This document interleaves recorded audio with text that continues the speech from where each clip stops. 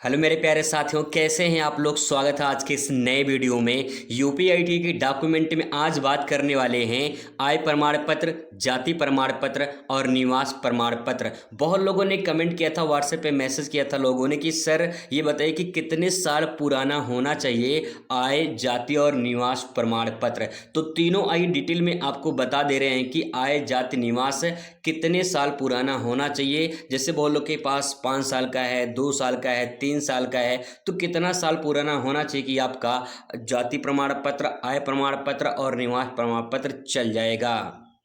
दोस्तों पहले बात कर लेते हैं आय प्रमाण पत्र की। तो आय प्रमाण पत्र जब आपका आईटीआई में एडमिशन होगा तो आय प्रमाण पत्र की ज़रूरत नहीं पड़ती है। ठीक है, इसकी ज़रूरत नहीं है। इसकी ज़रूरत तब पड़ेगी जब आप स्कॉलरशिप का फॉर्म भरेंगे, तब आपका आय प्रमाण पत्र लगेगा। लेकिन अगर आपके पास नहीं है तो बनवा के रख लीजिए, क्योंकि जब आपका आईटीआई में एडमिशन हो जाएगा तो उसके 10 से 15 या 1 महीने बाद जो है आपको स्कॉलरशिप का फॉर्म भरना पड़ेगा। तो आपके पास आय प्रमाण पत्र होना चाहिए। अब सवाल है कि कितने साल पुराना होना चाहिए आय प्रमाण पत्र। तो ये 3 साल मान्य होता है। ठीक है, 3 साल के लिए ये मान्य होता है। तो आप उसी हिसाब से अपना जोड़ लीजिए। जैसे मान लीजिए 2026 चल रहा है, ठीक है, 2026 चल रहा है, तो अगर आपके पास 2024 का होगा तो चल जाएगा। ठीक है, क्योंकि 2025 ये आपका हो जाएगा 26। ठीक है, 3 साल हो गया। तो आपका अगर 24 में बना होगा तो 26 तक चल जाएगा।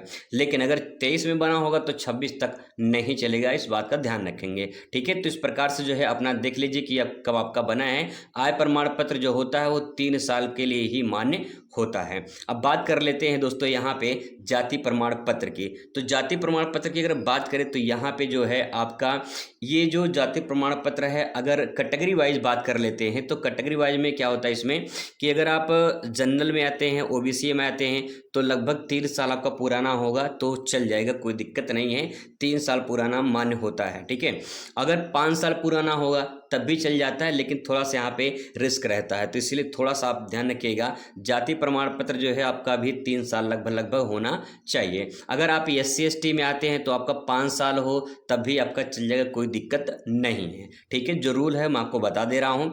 फिर इसके बाद यहाँ पे आप ये प्रारूप दे सकते हैं। जाति प्रमाण पत्र ऐसे रहता है, आप तहसील से बनवा सकते हैं। अगर आपके पास होगा तो बहुत अच्छी बात है। 3 साल पुराना, वही जैसे 2024 में अगर आपका बना होगा तो आपका 2026 में जो है जाति प्रमाण पत्र चल जाएगा। और अगर आप SC/ST में आते हैं तो आपका 5 साल पुराना होगा तब भी जाति प्रमाण पत्र आपका चल जाएगा। ठीक है, अब बात कर लेते हैं यहाँ पे निवास प्रमाण पत्र की।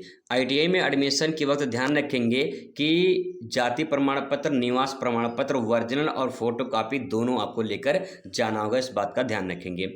निवास प्रमाण पत्र की अगर बात करें तो ये जो है 5 साल वैसे पुराना माना जाता है। अगर आपके पास 5 साल पुराना है तो ये चल जाए, कोई इसमें दिक्कत नहीं है। बस ध्यान रखिएगा उस पर जो आपका एड्रेस है, जो पता है, वो चेंज नहीं होना चाहिए। अगर पता चेंज होता है तो आप फिर से नया आपको बनवाना पड़ेगा। जैसे बहुत सारे लोग होते हैं एक स्थान से छोड़कर दूसरे स्थान पर बस जाते हैं, तो पहले वाला ही जाति प्रमाण पत्र दिखाते हैं तो मान्य नहीं होगा। जैसे आप किसी दूसरे स्थान पर बस गए हैं, ठीक है, तो आप वहाँ पर अपना नया निवास प्रमाण पत्र बनवा लीजिए। ठीक है, तो ध्यान रखेंगे 5 साल जो है आपका पुराना निवास प्रमाण पत्र चल जाएगा। वैसे अगर आपका नहीं है तो ज़्यादा पुराना है तो करंट में आप बनवा लीजिए। मुश्किल से 1 हफ्ता लगता है, बनकर तीनों आपका आ जाएगा।